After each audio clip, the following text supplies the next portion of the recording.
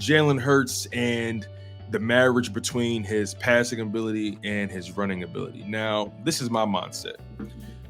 People can talk about all the rushing yards and how electric he is in the running game all they want. That's fine and dandy. But I'll put it to you from this perspective. If his passing is as electric as his running, I love it. But if his passing can't measure up to his running ability, if he has 1,000 yards rushing but doesn't have the passing yards to match that level of production, I just don't care.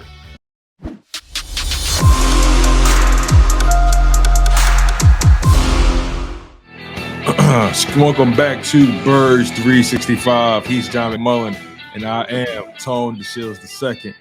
Thank you guys so much for being locked in on the content. As I always say to you guys when I hop on, make sure you guys smash that like button. It really helps the algorithms grow. I know that's not really Jody's thing, but I got his back and I got John's back. Make sure you guys continue to smash that like button. Stay locked in on the content. Continue to support, subscribe, stay engaged in the live chat. All that engagement really helps the content grow. So, John, I've been tuned in the background listening to you guys, pontificate about all things Eagles. I learned that word from you, by the way. I've been locked in behind the scenes, and you guys brought up a topic that was really interesting to me. And this is earlier in the show, Jalen Hurts and the marriage between his passing ability and his running ability. Now, this is my mindset. People can talk about all the rushing yards and how electric he is in the running game all they want. That's fine and dandy. But I'll put it to you from this perspective. If his passing is as electric as his running, I love it. But if his passing can't measure up to his running ability, if he has 1,000 yards rushing but doesn't have the passing yards to match that level of production, I just don't care, and I understand how dynamic that can be for a team having a quarterback that's mobile. But if he can't pass the ball, what's the point? And I think people misconstrue this. And when I say build around the quarterback, the assumption is, oh, you got to run the football. That's not what it means. It means you don't ignore the strengths of the quarterback, and you still build everything off the running game versus the passing game. Whereas if you have a Justin Herbert, it's going to be passing game over running game. That's all I mean. Doesn't mean Jalen Hurts can't pass the ball successfully. He can. Doesn't mean you can't improve. You should. And that's why you bring in A.J. Brown. And that's why you have this difference between, say, the weapons of Dallas Goedert with AJ and Devontae Smith and everything falling into place. I always talk about that domino effect. Quez Watkins, Zach Pascal's been great, as I mentioned in training camp, and I wrote on JAKIB You should be better passing the game, passing the football. What I don't want to do, though, is assume he's going to be Justin Herbert. Right. All right. That to me makes no sense. And when I say I want to go full Baltimore Ravens, Lamar Jackson won an MVP in this league. Lamar Jackson throws the football successfully. Hasn't reached the heights in the playoffs that you would like, but it's hard to win in the playoffs.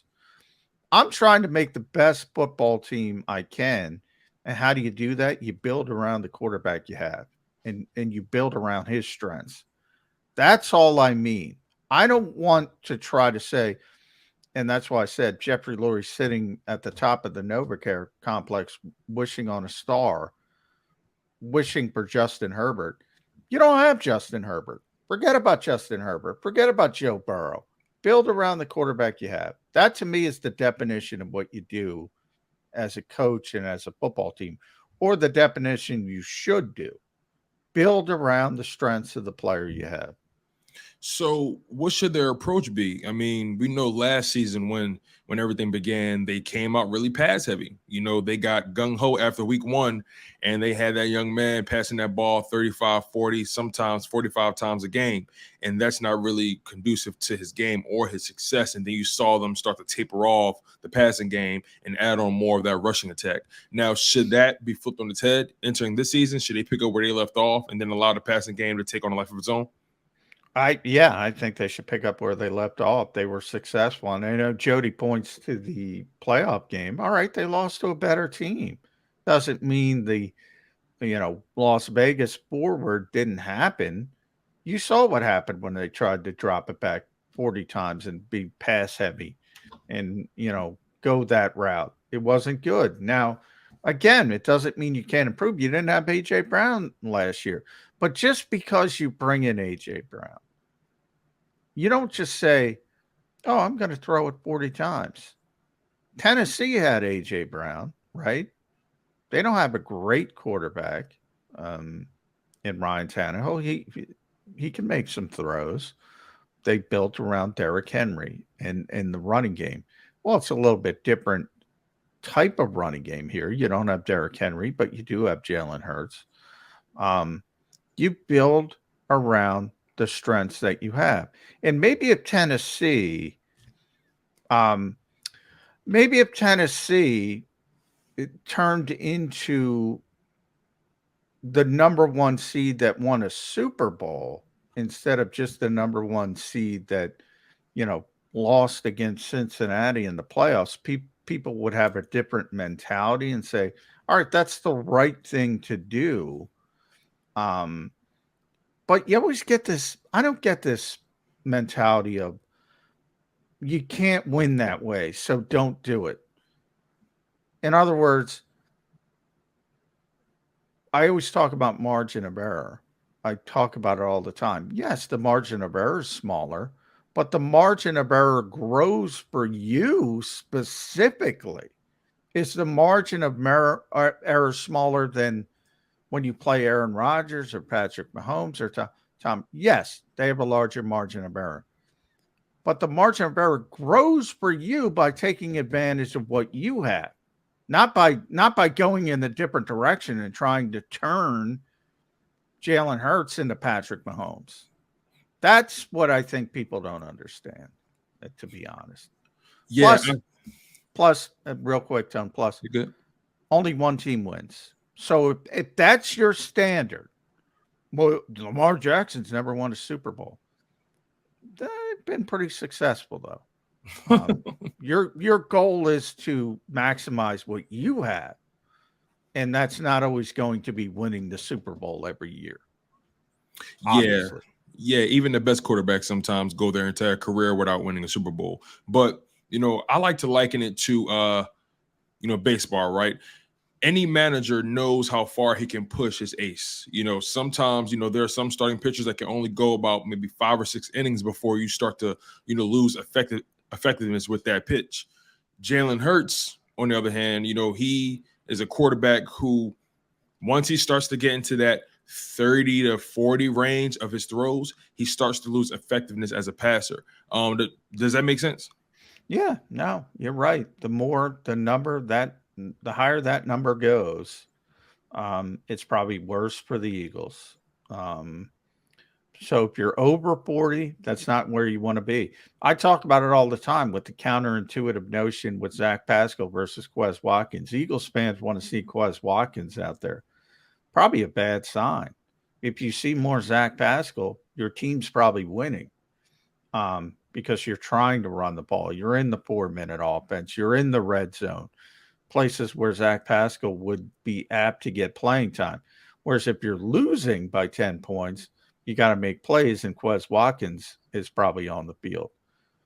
Counterintuitive. It's difficult for people to understand that, get behind it, realize it. Maybe when they see it, it changes a little bit. But, if you're up 10 points in the fourth quarter, Zach Pascal's going to be on the field. That's a good thing. That's a good thing. Yeah. As we begin to close the show, I think what's going to be the difference with Jalen Hurts this season is not necessarily how much he's throwing, but how much he's connecting on his throws. Let's be honest. Last season, Jalen Hurts left a lot of meat on the bones, left a lot of food on the table, left a lot of money in the casino, right? And he also missed on some guys. And he was reluctant to take the easy pass. He was reluctant to take the check down.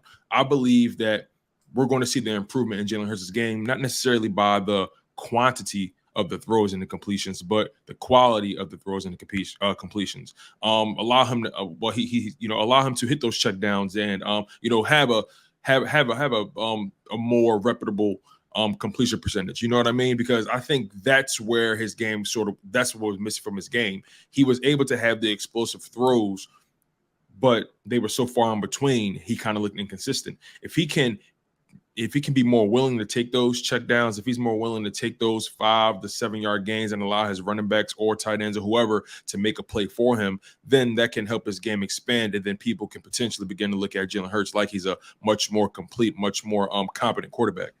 Yeah, and I'm kind of torn on that for this reason. I don't really care about what others think. If I'm the Eagles, and completion percentage, you're right. I mean, if you dump the football off, maybe it goes up a couple points.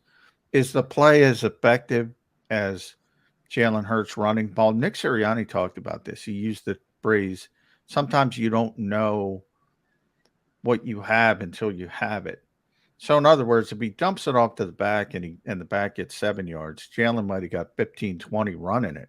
It's a bigger play with him running the football, but maybe his completion percentage goes down a tick because. So to me, with Jalen Hurts, and I always use the term unique, he's a very unique player, and I want to take advantage of what he does well and the unique aspects of his game. The best comparison is Lamar. Nothing's a great comparison, but because of his dual threat ability, I want to see explosive plays. I want to see game-changing plays. I don't really care if he dumps the football off. I don't really care what his completion percentage is. If he can go win me games with these explosive plays, which the Eagles tell you, Nick Sirianni, Jonathan Gannon, the two statistics that stand up are turnovers and explosive plays. That's it. If you win those two battles, you're going to win 90% of the time. Not about completion percentage, not about dumping the football off. He can throw for 70% completion percentage tomorrow. If you make things simple for him, you'll be a worse football team by taking away his big playability. So, if people are caught up in stats, yeah, they should be looking at the right stats. What are the explosive plays? Is he taking care of the football? If he creates explosive plays while taking care of the football, Eagles are going to win a lot of games. A lot of games. And you guys heard it here first. If the Eagles continue to create explosive plays for the guys around them, A.J. Brown, Devontae Smith, Dallas Goedert, Miles Sanders, if those guys can do their part with Jalen Hurts at the helm, hey, listen, more explosive plays means more wins. Controlling the turnover ratio, winning the turnover battle means being in control of the game and winning more games. So you guys heard it here first. Make sure you guys continue to subscribe to the content. We appreciate all the love and support at Birds 365 and JAKIB Sports. Make sure you guys smash that like button. Make sure you guys turn on the notification bell as well. It allows you guys to know exactly whenever we go live, whenever we drop content, whenever there's a post, whenever JAKIB Sports makes a move, you'll know exactly whenever it happens with that notification bell on. So make sure you guys stay engaged in the content and also be on the lookout come September 11th when the season starts. The best post-game show in football, the JAKIB Sports post-game show with Mike Missinelli, Seth Joyner, Derek Gunn, and the lovely Devin Caney. Make sure you guys stay locked in on JAKIB Sports. More to come. You guys were locked in on Birds 365. He's John McMullen. I'm Tone DeShields II. I'm going to do my best Jody Mack impression. We'll see you guys in 2 and 2.